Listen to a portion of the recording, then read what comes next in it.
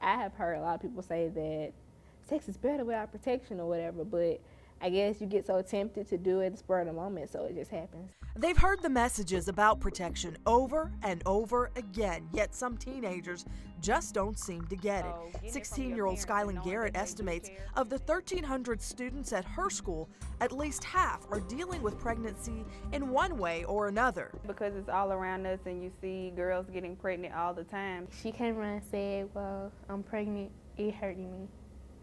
I'm sorry.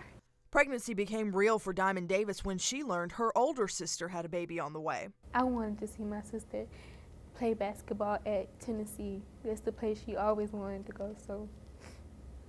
For 16-year-old Devontae Ravizzi, the shock came from an ex-girlfriend. She got pregnant about around the time we were going out.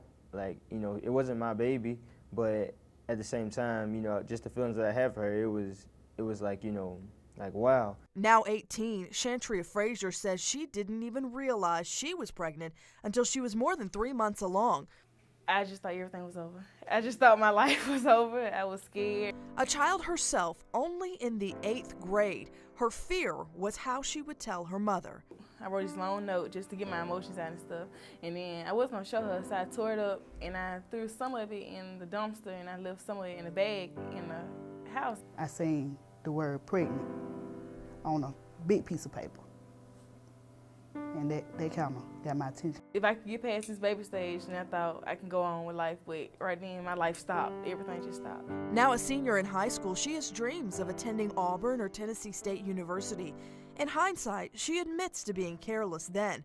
Adolescent medicine doctor Tina Simpson says nearly half of all high school students have had sex before they graduate, and Frazier's case isn't that out of the ordinary. We see patients here in our clinic, unfortunately, who are also, about 8th grade, who are sexually active. Dr. Simpson says many young girls go to the clinic perhaps suspecting they may be pregnant, but hoping they aren't. They use the visit as an opportunity to try to start birth control, but it's often too late. I think parents need to start talking early and often. Again, establishing, kind of what are the expectations, what are the expectations of the child as it relates to sexuality. Dr. Simpson says parents need to keep their teenagers both busy and involved. Oftentimes, I feel that many teens become sexually active because they're looking for things to do. It wasn't enough for Jessica George. I was a varsity cheerleader. She's now 18 with a baby on the way.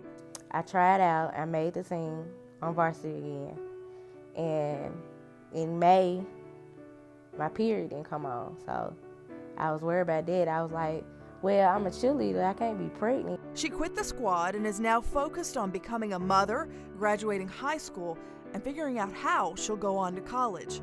I'm a good student, I make good grades, so it's hard for me to have to do all my work and worry about a child coming. Like so many others, Jessica knew the consequences but didn't think it could happen to her.